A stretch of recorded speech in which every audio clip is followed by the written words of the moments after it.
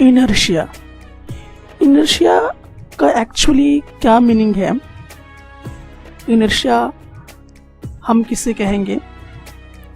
तो इसको समझने के लिए हम थोड़ा इस डेफिनेशन पे ध्यान देते हैं। इनर्शिया का मतलब हुआ the tendency of an object to resist change. To resist change, ये वर्ड आपको थोड़ा समझना है। इसका यह मतलब हुआ कि अगर कोई भी ऑब्जेक्ट रेस्ट में है तो रेस्ट में ही रहना चाहेगा, मोशन में नहीं आएगा। और अगर कोई ऑब्जेक्ट मोशन में है तो मोशन में ही बना रहेगा, वो रेस्ट में नहीं आना चाहता है। और ये तब तक होता रहेगा जब तक कोई नेट एक्सटर्नल फोर्स इसमें ना लग जाए। जैसे कि कुछ एग्जाम्पल के तौर पे यहां देखें। अब जैसे कि ये जो चट्टान है, ये चट्टान अभी रेस्ट में है, तो ये चट्टान रेस्ट से मोशन में नहीं आ सकता है, क्योंकि ये अगर चट्टान मोशन में आने की कोशिश करेगा तो उसको रेसिस्ट करेगा। रेस्ट से मोशन में जाने के लिए रेसिस्ट करेगा इस चेंज को। तो हम बोलेंगे कि इसके पास इनर्शिया है, मतलब अपने मन से ये अपने आप जो ये चट्टान है ये रेस्ट से मोशन में नहीं आ सकता है। तो हम ये कह सकते हैं कि अगर किसी बॉडी के पास, अगर कोई बॉडी अगर रेस्ट में, तो रेस्ट में ही रहना चाहेगा, और वो तब तक रहना चाहेगा जब तक इसमें हम कोई एक्सटर्नल फोर्स ना लगा लें, कोई अनबैलेंस्ड फोर्स ना लगा लें। तो हम बोलेंगे कि इसके पास इनर्शिया है। ठीक उसी प्रकार से यहाँ पर देखते हैं कि ये जो कार है, ये कार मोशन में है। तो अगर ये कार यूनिफॉर्म मोशन से चल रही है तो ये चलता ही रहेगा, ये रुकेगा नहीं, क्योंकि ये रेसिस्ट करेगा, मतलब मोशन को रेस्ट में लाने के लिए इसको क्या करेगा, रेसिस्ट करेगा। तो ये चलती हुई कार तब तक रेस्ट में नहीं आ सकती है जब तक इसमें कोई एक्सटर्नल फोर्स ना लग जाए। सो ये फाइनली कंफर्म करता है कि अगर कोई ऑब्जेक्ट रेस्ट में है तो रेस्ट में ही रहेगा, और अगर कोई ऑब्जेक्ट मोशन में है तो मोशन में ही रहेगा। अब कैसा मोशन होना चाहिए? यूनिफॉर्म मोशन होना चाहिए, सेम कांस्टेंट वेलोसिटी से मोशन करता रहना चाहिए। तो अगर ऐसा होता है कि अगर कोई ऑब्जेक्ट मोशन में है तो वो हमेशा यूनिफॉर्म मोशन में ही रहेगा, और अगर कोई ऑब्जेक्ट रेस्ट में है तो हमेशा रेस्ट में ही रहेगा, और इसी को हम कहते हैं इनर्शिया। सो फाइनली इसी चीज को हम लोगों ने कहा कि the tendency of a body to stay at rest और keep moving at the same speed in the same direction. So this is known as inertia. Actually inertia ये भी कहता है कि object tends to keep on doing what they are doing. So I think कि inertia word आपको समझ में आ गया होगा। इनर्शिया किस चीज पर डिपेंड करता है? इनर्शिया पूरी तरह से मास पे डिपेंड करता है। अगर मास चेंज हो जाएगा तो इनर्शिया भी चेंज हो जाएगा। अब ये चेंजिंग कैसा होगा? तो डायरेक्टली प्रोपोर्शनल होगा। मतलब अगर मास बढ़ जाएगा तो इनर्शिया भी बढ़ेगा, और अगर मास कम हो जाएगा तो इनर्शिया भी कम हो जाएगा, जैसा कि यहां देख सकते हैं। इन दो ऑब्जेक्ट में से किसके पास ज्यादा इनर्शिया है? तो हम बोलेंगे इस ऑब्जेक्ट के पास ज्यादा इनर्शिया है। क्यों? क्योंकि इसका मास जो है 300 kg है, जो कि बहुत ज्यादा है, और इसका जो मास है वो बहुत ही कम है, 30 kg। तो जिसके पास मास ज्यादा होगा उसका इनर्शिया ज्यादा होगा, और जिसका मास कम होगा उसका इनर्शिया कम होगा। सो इनर्शिया फुल्ली डिपेंड है मास पर। मास बढ़ेगा तो इनर्शिया बढ़ेगा, मास घटेगा तो इनर्शिया घटेगा। अब हम देखेंगे लीनियर इनर्शिया क्या होता है? लीनियर इनर्शिया जब हम लीनियर मोशन में डिस्कस करते हैं तो लीनियर इनर्शिया कहलाता है। मोमेंट ऑफ इनर्शिया या रोटेशनल इनर्शिया कब इस्तेमाल होता है? रोटेशनल मोशन में जो इनर्शिया होगा उसे हम मोमेंट ऑफ इनर्शिया या रोटेशनल इनर्शिया कहा करते हैं, जिसे हम लोग बाद में डिस्कशन करेंगे।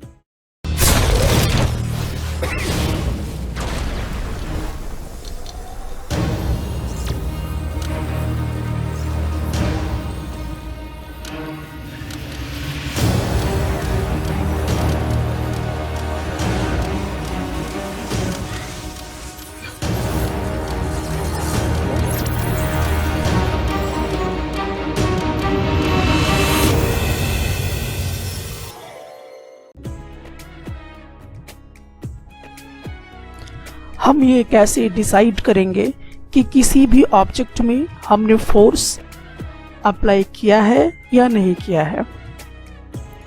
तो किसी भी ऑब्जेक्ट में फोर्स अप्लाई हुआ है या नहीं हुआ है, इसका डिसीजन हम लोग दो टर्म से लेते हैं कि उस ऑब्जेक्ट में पुल हुआ है कि पुश हुआ है। अगर इन दोनों में से कोई भी हुआ होगा तो ये हम जानते हैं कि हम कहेंगे कि उसमें फोर्स अप्लाई हुआ। अब थोड़ा इस केस को स्टडी कीजिए।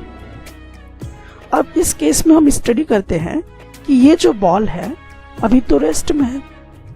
अब इस बॉल को मोशन में लाने के लिए हम क्या करेंगे? पुश करेंगे। तो जैसे हम इस बॉल को पुश करेंगे, बॉल मूव करना शुरू कर देगी। और जब इस मूविंग बॉल को हमें रोकना है तो फिर से हमें इसे क्या करना पड़ेगा? पुश करना पड़ेगा। तो जैसे हम पुश करेंगे बॉल रुक जाएगी। तो हम कहेंगे कि इसमें पुश का कॉन्सेप्ट लग रहा है, इसीलिए हम कहेंगे कि इस बॉल में हमने फोर्स लगाया। ठीक उसी प्रकार से यहां पर देखते हैं, ये जो घोड़ा है इस टमटम को पुल करेगा, तो हम कहेंगे कि इसमें भी क्या हुआ? फोर्स लगा। उसी तरह से इस ट्रॉली को मोशन में लाने के लिए हम पुश करेंगे तो ये मोशन करना शुरू करेगा, तो हम कहेंगे कि इस ऑब्जेक्ट में पुश हो रहा है, इसीलिए हमने इसमें फोर्स लगाया। लेकिन आपको ये मैं बता दूं कि पुल और पुश ये चीजें डिसाइड नहीं करती कि आपने फोर्स लगाया या नहीं लगाया। चलिए हम लोग थोड़ा सा इसको और बेटर ढंग से समझते हैं। अब दरअसल हम लोग थोड़ा सा यहाँ देखें, ये लड़की इस दीवार को पुश कर रही है, तो क्या आप ये कह सकते हैं कि ये जो लड़की है इस दीवार पर फोर्स लगा रही है? अब यहाँ पर ये जो आदमी है इस हाथी को अपनी तरफ पुल कर रहा है, तो क्या आप ये कह सकते हैं कि ये आदमी फोर्स अप्लाई कर चुका है? तो अगर आप ये सोच रहे हैं कि किसी ऑब्जेक्ट में अगर हम पुल या पुश करें तो हम ये कह सकते हैं कि हमने उसमें फोर्स अप्लाई किया, लेकिन अगर आप ऐसा सोच रहे हैं तो ये गलत है।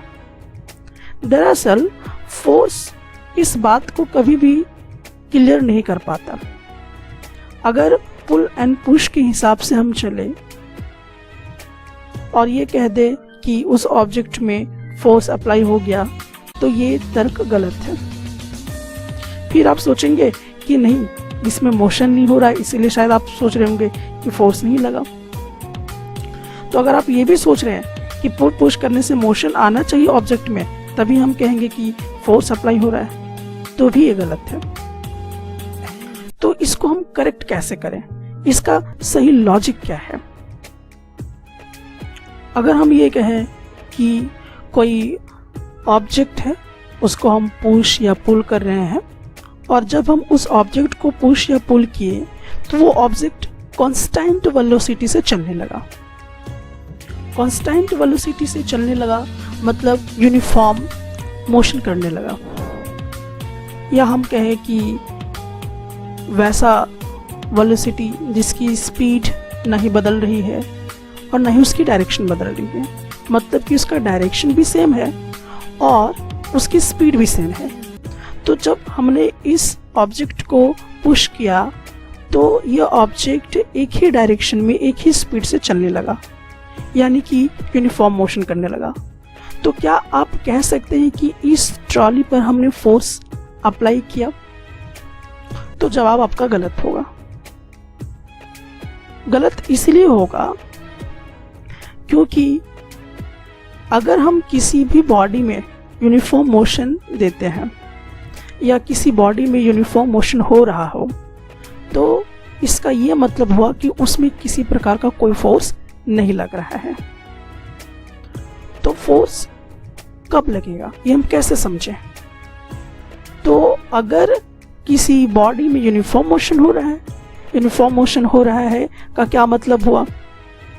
यूनिफॉर्म मोशन में कोई बॉडी है, इसका ये मतलब हुआ कि वो बॉडी एक ही डायरेक्शन में एक ही स्पीड से चल रहा है, मतलब कि उसकी वेलोसिटी नहीं चेंज कर रही है, कांस्टेंट वेलोसिटी से चल रहा है।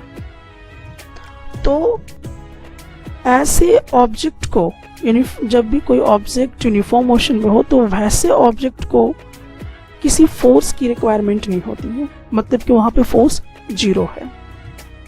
तो अब सवाल ये आ गया कि इस ऑब्जेक्ट में फोर्स लगा या नहीं लगा। तो फोर्स की एक्चुअल मीनिंग क्या है, फोर्स का एक्चुअल डेफिनेशन क्या है? तो फोर्स का एक्चुअल डेफिनेशन या फोर्स का एक्चुअल मीनिंग जो है वो तब सार्थक होता है जब हम इस कॉन्सेप्ट को समझें।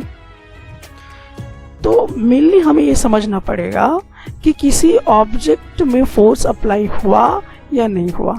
तो ये हम कैसे समझेंगे कि अगर ऑब्जेक्ट का वेलोसिटी चेंज हो जाए या ऑब्जेक्ट एक्सेलरेट हो जाए, अगर आपने किसी ऑब्जेक्ट को पुल किया या आपने किसी ऑब्जेक्ट को पुश किया और इसके वजह से उस ऑब्जेक्ट में एक्सेलरेशन आ गया, या हम कहेंगे कि उसकी वेलोसिटी चेंज हो गई, क्योंकि अगर वेलोसिटी चेंज होती है तो उसमें एक्सेलरेशन पैदा हो जाता है।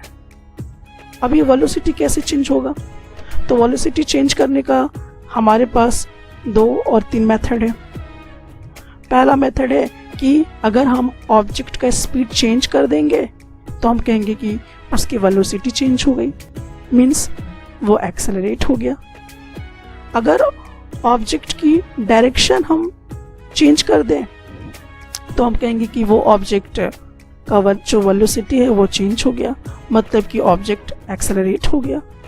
या हो सकता है कि दोनों, हम स्पीड और डायरेक्शन दोनों चेंज कर दें तो भी वेलोसिटी चेंज हो जाएगा, तो हम कहेंगे कि उस ऑब्जेक्ट में एक्सेलरेशन का प्रोडक्शन हो गया। तो वैसा एजेंट कि किसी ऑब्जेक्ट में एक्सेलरेशन पैदा कर दे, किसी ऑब्जेक्ट को एक्सेलरेट कर दे या उसके वेलोसिटी को चेंज कर दे, तो हम कहेंगे कि उस ऑब्जेक्ट में फोर्स अप्लाई हुआ। ये बात हमेशा याद रखिए कि अगर कोई बॉडी एक्सेलरेट हुई है तो ये कंफर्म है कि उसमें कुछ ना कुछ फोर्स जो है वो एक्ट हुआ है, फोर्स उसमें अप्लाई हुआ है। तो फोर्स का जो एक्चुअल डेफिनेशन है वो एक्सेलरेशन से रिलेटेड है, चेंज इन वेलोसिटी से रिलेटेड है। सो फाइनली हमने ये सीखा कि किसी ऑब्जेक्ट में फोर्स अप्लाई हुआ है या नहीं हुआ है। आप ये कतई जज ना करें कि वो उसमें पुल हो रहा है कि पुश हो रहा है, उससे ना पकड़े किसी कॉन्सेप्ट को, बल्कि आप ये देखिए कि उस ऑब्जेक्ट का जो वेलोसिटी है वो चेंज हुआ या नहीं हुआ। दूसरे शब्दों में अगर मैं बोलूं तो उस ऑब्जेक्ट में एक्सेलरेशन प्रोड्यूस्ड हुआ या नहीं हुआ। अगर एक्सेलरेशन उसमें आ गया या रिटार्डेशन आ गया तो हम कहेंगे कि उस ऑब्जेक्ट में फोर्स अप्लाई हुआ, और अगर उसका एक्सेलरेशन नहीं हुआ, मतलब कि उसकी वेलोसिटी चेंज नहीं हुई, तो हम कहेंगे कि उस ऑब्जेक्ट में फोर्स अप्लाई नहीं हुआ। फिर से मैं आपको एक बार रिमाइंड करा दूं कि वेलोसिटी चेंज कहने का मतलब है कि ऑब्जेक्ट का या तो स्पीड बदल जाना चाहिए या तो उसकी डायरेक्शन बदल जानी चाहिए या दोनों एक साथ भी हो सकता है, तभी हम कहेंगे कि वेलोसिटी चेंज हुई। और जहां वेलोसिटी चेंज हुई ये कंफर्म है कि उसमें एक्सेलरेशन का प्रोडक्शन हो गया। फोर्स की यूनिट क्या होती है? फोर्स की जो ऐसा यूनिट होती है वो न्यूटन होती है। जैसे अगर आप किसी बॉडी में फोर्स लगाते हैं तो हम उसको कैसे बोलेंगे कि हमने इस बॉडी पर 2 न्यूटन फोर्स लगाया, 1 न्यूटन फोर्स लगाया, 4 न्यूटन फोर्स लगाया। तो फोर्स को जज करने के लिए, फोर्स को रिकॉग्नाइज करने के लिए हमें एक यूनिट की ज़रूरत होती है और वो यूनिट है न्यूटन। सो फोर्स की ऐसा यूनिट होती है न्यूटन। अब क्योंकि फोर्स में मैग्नीट्यूड भी है, फोर्स में डायरेक्शन भी है, क्योंकि किसी बॉडी में जब एक्सेलरेशन का प्रोडक्शन होता है तो इसका मतलब ये हुआ कि कोई डायरेक्शन के बारे में बातचीत हो रहा है। तो अगर किसी बॉडी में एक्सेलरेशन का प्रोडक्शन हो रहा है मतलब कि हमें कहीं ना कहीं डायरेक्शन से रिलेटेड पॉइंट मिल रहा है। तो जिसमें डायरेक्शन भी हो और जिसके पास मैग्नीट्यूड भी हो उसको हम कहते हैं वेक्टर क्वांटिटी।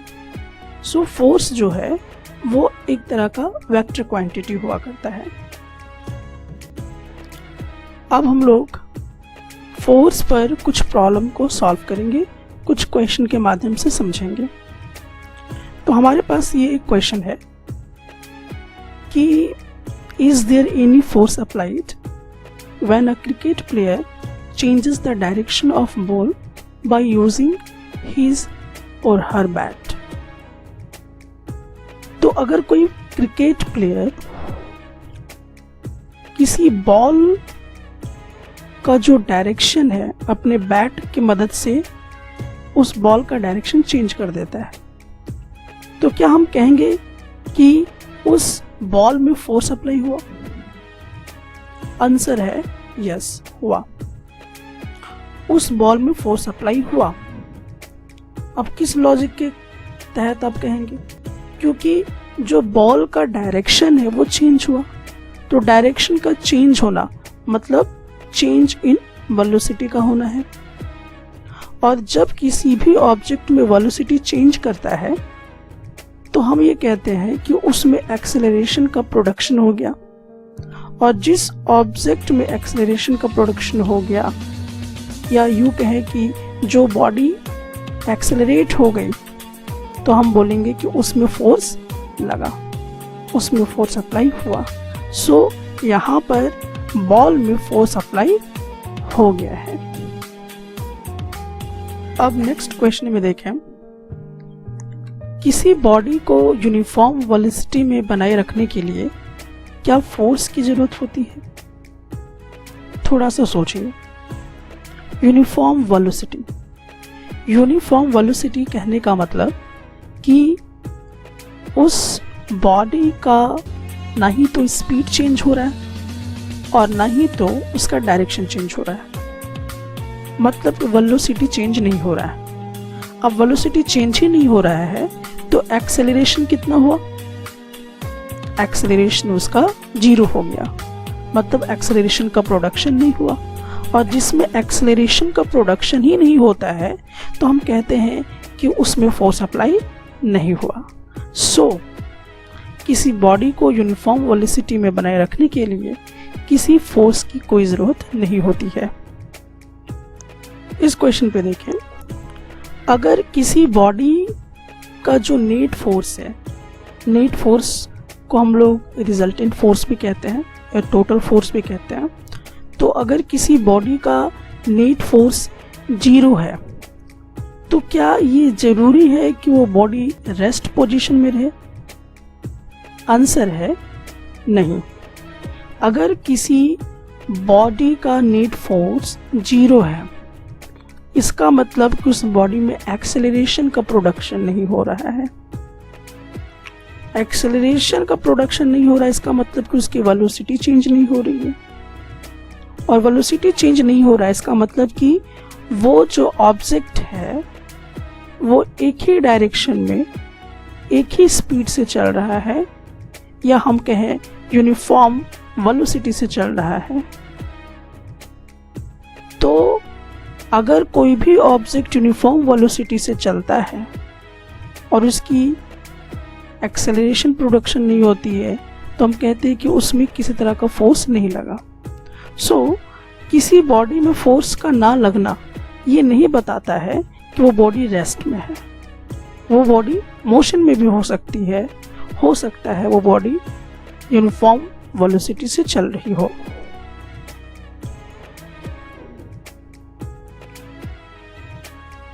क्या अगर हम किसी ऑब्जेक्ट का मैग्नीट्यूड कांस्टेंट कर दें और सिर्फ उस ऑब्जेक्ट का जो वेलोसिटी का डायरेक्शन है वो हम चेंज करें, तो क्या फोर्स चेंज होगा? डेफिनेटली होगा, क्योंकि फोर्स चेंज होगा इसलिए क्योंकि जब हम डायरेक्शन ऑब्जेक्ट का चेंज कर रहे हैं तो एक्सेलरेशन का प्रोडक्शन हो रहा है, इसका मतलब फोर्स भी क्या हो रहा है? चेंज हो रहा है।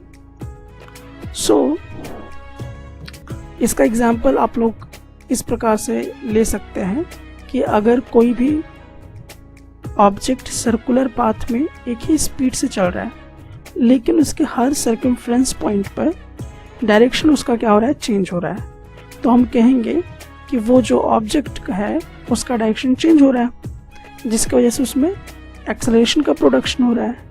इट मीन्स कि फोर्स अप्लाई हो रहा है, तो एक्सेलरेशन चेंज कर रहा है इसलिए फोर्स भी चेंज करेगा।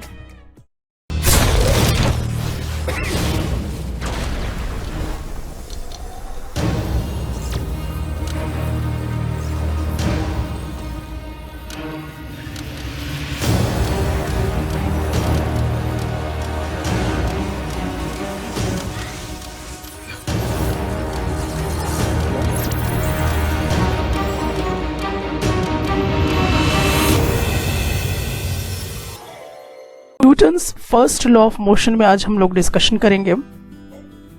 Newton first law of motion exactly क्या कहता है? यह कहता है कि अगर कोई बॉडी रेस्ट में है तो वो पूरे जीवन भर रेस्ट में ही रह जाएगा, वो मोशन में नहीं आएगा। और अगर कोई बॉडी मोशन में है तो वो मोशन में ही रह जाएगा, वो रेस्ट में नहीं आएगा। और ये पोजीशन तब तक बरकरार रहेगा जब तक कि कोई एक्सटर्नल फोर्स उसमें ना लग जाए। अब इसमें दो कंफ्यूजन है। पहला ये हमें क्लियर करना है कि Newton's first law of motion में स्ट्रेट लाइन का क्या मतलब कहना चाह रहा है। तो आपको मैं बता दूं, uniform motion in a straight line कहने का मतलब कि एक ही डायरेक्शन में एक ही स्पीड से अगर कोई बॉडी मूव कर रही है तो हम उसे यूनिफॉर्म मोशन में कहते हैं। अब इस स्ट्रेट लाइन पर जोर इसलिए दिया गया क्योंकि इस स्ट्रेट लाइन में उसको डायरेक्शन चेंज करने की जरूरत तो होगी नहीं। तो जब डायरेक्शन चेंज नहीं होगा, इसीलिए डायरेक्शन चेंज ना हो इस बात को इंडिकेट करने के लिए इस स्ट्रेट लाइन का इस्तेमाल किया गया। और यूनिफॉर्म मोशन का मतलब ये हुआ कि एक ही स्पीड से वो चल रहा है एक ही डायरेक्शन में, इसीलिए प्रॉपर्ली ये जो आपको दिखाई दे रहा है uniform motion in a straight line, ये जरूरी है। अगर इसको थोड़ा सा मुड़ना भी है, टर्न भी करना है किसी ऑब्जेक्ट को, तो ये डेफिनेटली है कि उसमें फोर्स लगेगा। और जबकि न्यूटन्स फर्स्ट लॉ यही बात कह रहा है कि अगर कोई बॉडी रेस्ट में है तो हमेशा के लिए वो रेस्ट में ही रहेगा, और ये तब तक रहेगा जब तक कि हम कोई अनबैलेंस्ड फोर्स उसमें ना लगा दें। और अगर कोई बॉडी मोशन में है तो हमेशा मोशन में ही रह जाएगा, और वो तब तक रेस्ट में नहीं आएगा या तब तक उसकी डायरेक्शन नहीं चेंज होगी जब हम उसमें जब तक एक्सटर्नल फोर्स या अनबैलेंस्ड फोर्स ना लगाते।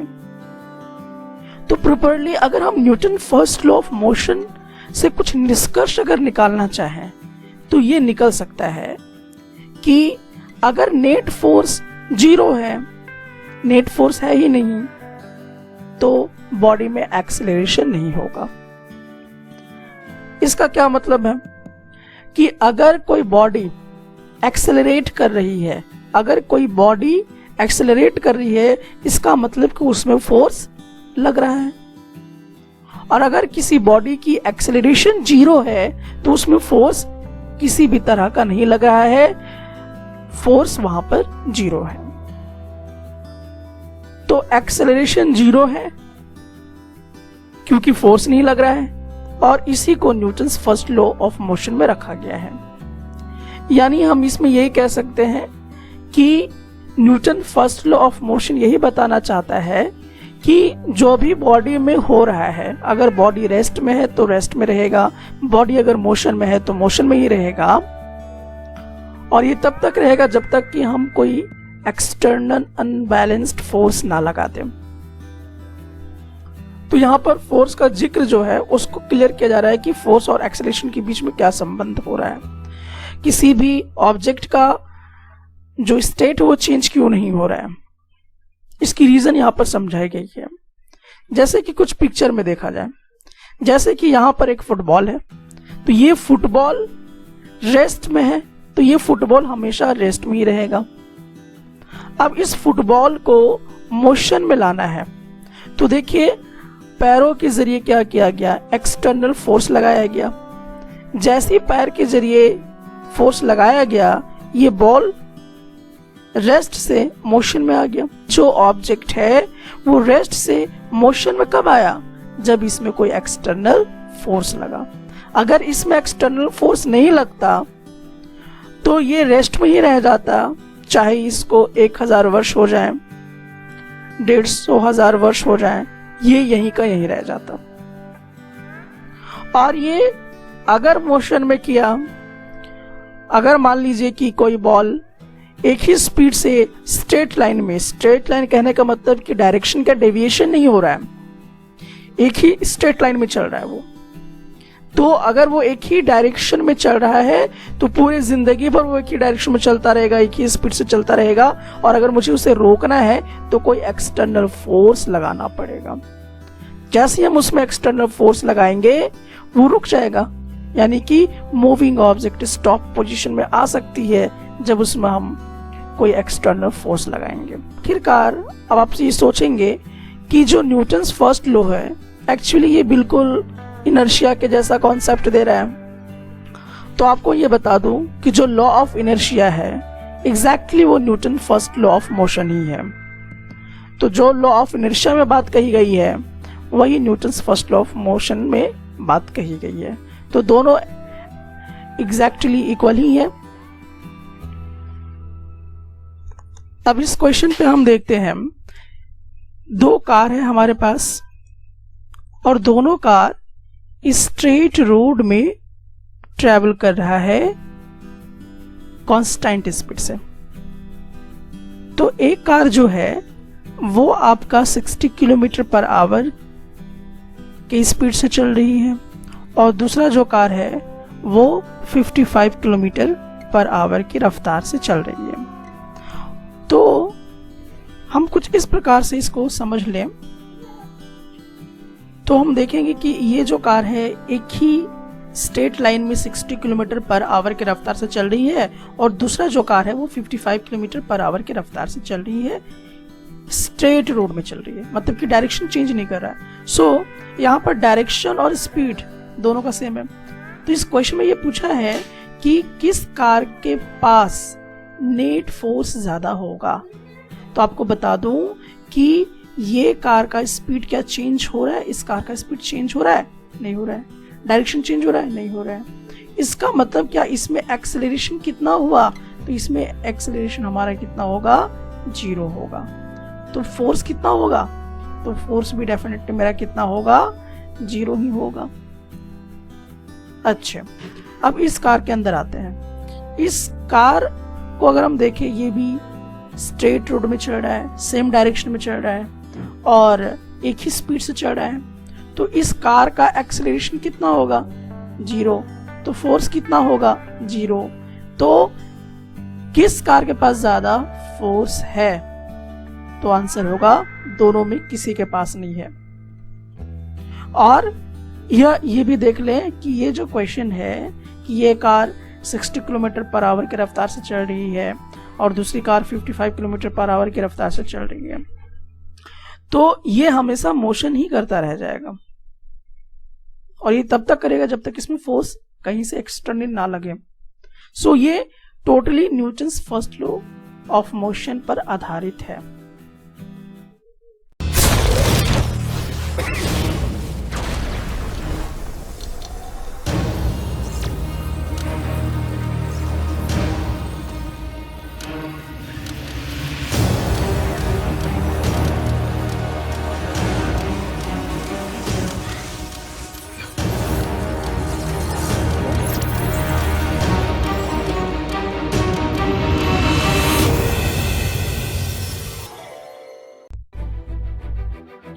Inertial frame of reference.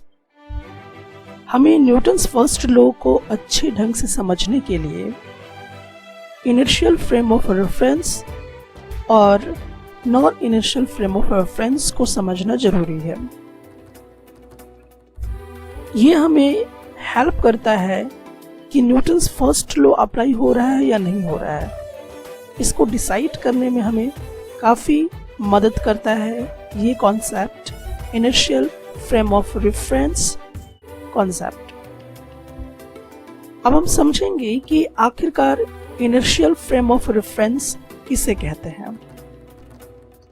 Inertial frame of reference हम उसे कहेंगे जो बॉडी या तो रेस्ट में है या तो कांस्टेंट वेलोसिटी से चल रहा है,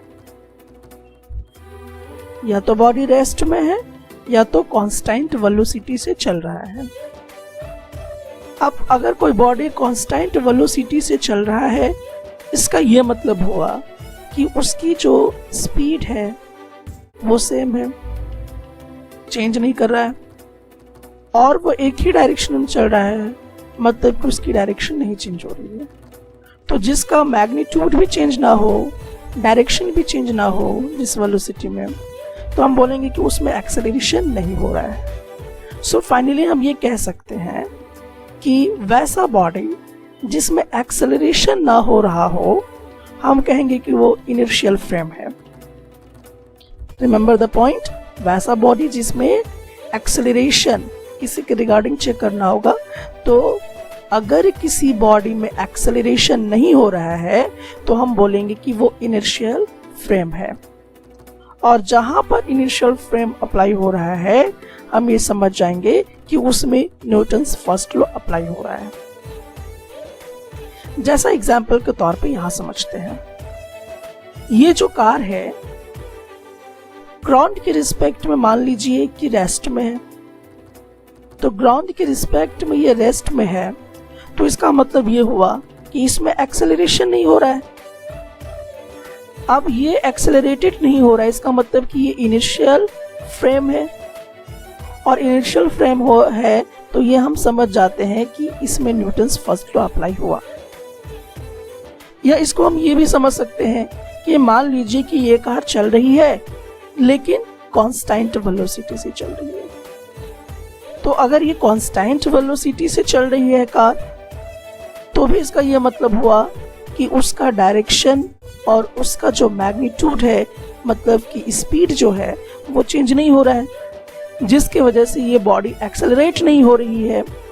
इट मीन्स कि ये जो कार है वो इनर्शियल फ्रेम हो गया, और हम कहेंगे कि इसमें न्यूटन्स फर्स्ट लॉ अप्लाई हो रहा है। तो आपको ये समझना है कि इनर्शियल फ्रेम ऑफ रेफरेंस कहने के लिए क्या कंडीशन चाहिए। तो कहने के लिए कंडीशन ये चाहिए कि जिस बॉडी में एक्सेलरेशन ना हो उसी को हम इनिशियल फ्रेम ऑफ रेफरेंस बोलेंगे, और जिसमें इनिशियल फ्रेम ऑफ रेफरेंस होगा वो न्यूटन्स फर्स्ट लॉ को अप्लाई करेगा। ठीक उसी प्रकार से यहाँ पर देख सकते हैं कि अगर ये प्लेन कांस्टेंट स्पीड से सेम डायरेक्शन में चल रही है, यानी कि कांस्टेंट वेलोसिटी से चल रही है, तो हम कहेंगे कि इसमें एक्सेलरेशन नहीं हो रहा है। और एक्सेलरेशन नहीं हो रहा है तो हम इसको बोलेंगे कि ये इनिशियल फ्रेम को इंडिकेट कर रहा है, और इनिशियल फ्रेम इसमें अप्लाई हो रहा है, तो इसका ये मतलब हुआ कि इसमें न्यूटन फर्स्ट लॉ अप्लाई हो रहा है। सो फाइनली ये पॉइंट क्लियर हो जाता है कि जिसमें इनिशियल फ्रेम होगा वही Newton's first law of motion को इंडिकेट करेगा या लॉ ऑफ इनर्शिया भी बताएगा, क्योंकि मैंने आपको पहले भी बताया कि Newton first law of motion और लॉ ऑफ इनर्शिया दोनों सेम ही चीज हैं। So initial frame of reference जहां पर होगा वहां पर न्यूटन्स फर्स्ट लॉ अप्लाई होगा। Non initial frame of reference, non initial frame of reference हम उसे कहेंगे जो बॉडी एक्सेलरेट हो रही होगी। अगर बॉडी एक्सेलरेट हो रही है तो हम कहेंगे कि वो body non initial frame of reference है। एग्जाम्पल के तौर पे अगर हम समझे तो जैसा कि यहाँ पे देख सकते हैं कि ये जो लड़का है एक रस्सी को इस तरीके से, एक रस्सी पे कोई स्टोन को बांध रखा है और उसको इस तरह से सर्कुलर मोशन करवा रहा है। तो अब देखिए ये जो स्टोन है actually non initial frame of reference है। क्यों? क्योंकि यहाँ पर ये जो ऑब्जेक्ट है या जो स्टोन है वो सर्कुलर मोशन करता जाएगा, तो हर पॉइंट पर इसकी डायरेक्शन क्या होती जाएगी? चेंज होती जाएगी। तो अगर डायरेक्शन चेंज हो तो वेलोसिटी चेंज होगा, जिससे एक्सेलरेशन प्रोड्यूस्ड होगा। सो हम कहेंगे कि ये जो स्टोन है वो एक्सेलरेट हो रही है, इसीलिए non initial frame of reference है। मेरीगो, ये भी जो मेरीगो राउंड है ये भी सर्कुलर पाथ में आपका मोशन कर रहा है, तो ये भी डायरेक्शन को बार बार बदल रहा है, इसीलिए हम कहेंगे कि ये भी एक्सेलरेटेड हो रहा है और इसलिए ये non initial frame of reference है। यहाँ पर भी बिल्कुल वैसा ही है, हर पॉइंट पे क्योंकि ये सर्कुलर मोशन करेगा तो हर पॉइंट पे इसकी डायरेक्शन चेंज होती रहेगी, और क्योंकि डायरेक्शन चेंज होती रहेगी तो एक्सेलरेशन प्रोड्यूस्ड हो जाएगा, मतलब बॉडी एक्सेलरेट हो जाएगी, इसीलिए ये भी आपका non initial frame of reference के अंतर्गत आएगा। अब इनिशियल और नॉन इनिशियल फ्रेम को ज़्यादा बेटर क्लियर करने के लिए अब हम लोग इस पर कुछ क्वेश्चंस करेंगे ताकि आपके डॉट्स और बेटर ढंग से क्लियर हो सके। तो हम लोग इनिशियल और नॉन इनिशियल फ्रेम पर क्वेश्चन शुरू करते हैं। आपको इस क्वेश्चन में आइडेंटिफाई करना है कि कौन ऐसा बॉडी है जिसमें इनिशियल फ्रेम हो रहा है और किसमें नॉन इनिशियल फ्रेम हो रहा है, और आपको इसका रीज़न भी समझाना है। तो चलिए हम लोग देखते हैं। तो हमारे पास क्वेश्चन है कि एक बॉल है और वो बॉल सर्किल में स्वैंग कर रहा है। अब थोड़ा सा इसका आंसर सोचिए। आप ये कहेंगे कि जो बॉल सर्किल में मोशन कर रहा है इसका मतलब कि हर पॉइंट पर उसकी डायरेक्शन चेंज हो रही है। अब क्योंकि डायरेक्शन चेंज हो रही है तो बॉडी जो है वो एक्सेलरेट हो रही है। अब जिसमें एक्सेलरेशन हो, जो बॉडी एक्सेलरेट हो, वो किसके कैटेगरी में आता है? नॉन इनिशियल के कैटेगरी में आता है। तो जो बॉल सर्कुलर पाथ में स्वैंग कर रहा है वो एक्चुअली आपका नॉन इनिशियल फ्रेम है। सेकेंड क्वेश्चन की तरफ अगर हम मूव करते हैं कि एक साइकिलिस्ट है, स्ट्रेट मूव कर रहा है, कांस्टेंट स्पीड से मोशन कर रहा है ग्राउंड के रिस्पेक्ट में। तो अगर स्ट्रेट वो मूव कर रहा है इसका मतलब डायरेक्शन चेंज नहीं हो रहा है, और कांस्टेंट स्पीड का मतलब कि उसकी स्पीड भी चेंज नहीं हो रही है, मतलब उसमें एक्सेलरेशन प्रोड्यूस्ड नहीं हो रहा है, इसीलिए ये एक्चुअली आपका इनिशियल फ्रेम हुआ। सी वाले क्वेश्चन पे अगर हम फोकस करें, एक बस है वो स्ट्रेट डाउन हिल चल रहा है कांस्टेंट स्पीड से। तो देखिए स्ट्रेट चल रहा है, कांस्टेंट स्पीड से चल रहा है, मतलब कि एक्सेलरेशन नहीं हो रहा है, इसीलिए जिसमें एक्सेलरेशन नहीं होता है हम ये कहते हैं कि वो इनिशियल फ्रेम है। इसका मतलब इसमें न्यूटन्स फर्स्ट लॉ अप्लाई हो रहा है। अब हम नेक्स्ट की बात अगर करते हैं कि एक साइकिलिस्ट है, वो कांस्टेंट स्पीड से तो चला, लेकिन ये क्या किया, एक टर्न ले लिया, कहीं जाके मुड़ा।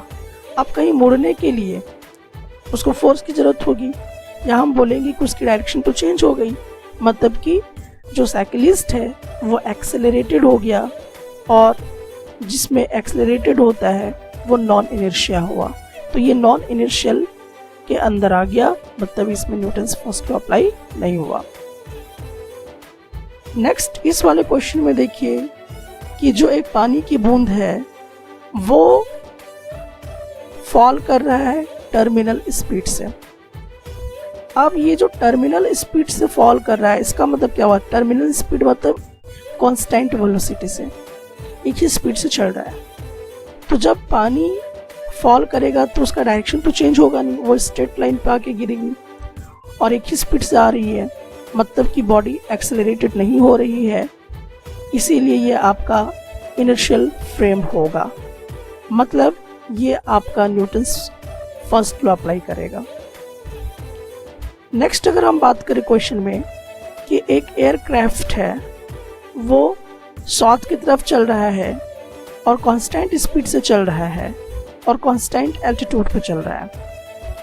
तो क्योंकि ये एक ही डायरेक्शन को पकड़ के चल रहा है, एक ही स्पीड से चल रहा है, मतलब कि एक्सेलरेटेड नहीं हो रहा है, इसका मतलब ये हुआ कि इसमें एक्सेलरेशन का प्रोडक्शन नहीं हो रहा है, इसलिए ये इनिशियल फ्रेम है और न्यूटन्स फर्स्ट लॉ को अप्लाई कर रहा है। उसी तरह से नेक्स्ट अगर हम बात कर लें कि एक जियो स्टेशनरी सैटेलाइट है, वो अर्थ के चारों तरफ घूम रहा है। तो जो अर्थ के चारों तरफ घूम रहा है, इसका मतलब कि वो सर्कुलर मोशन कर रहा है और हर पॉइंट पर उसकी डायरेक्शन चेंज हो रही है, मीन्स कि वो सैटेलाइट एक्सेलरेटेड हो रहा है, और जिसमें एक्सेलरेटेड होता है वो नॉन इनर्शियल कहलाता है। इसका मतलब इसमें नॉन इनर्शियल फ्रेम है, जो कि न्यूटन्स का फर्स्ट लॉ अप्लाई नहीं कर रहा है। ठीक उसी प्रकार से यहाँ पर भी हम देख सकते हैं कि दो ट्रेन है, दोनों ट्रेन कांस्टेंट वेलोसिटी से चल रहा है, तो इसका मतलब कि एक्सेलरेशन प्रोड्यूस्ड नहीं हो पा रहा है।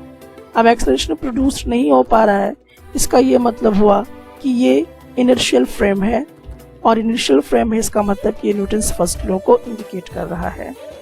सो फाइनली आप ये सारे क्वेश्चन को फिर से सोच समझ के करें, आपके जो इनिशियल और नॉन इनिशियल फ्रेम से रिलेटेड डॉट्स हैं वो एग्जैक्टली क्लियर हो जाएंगे।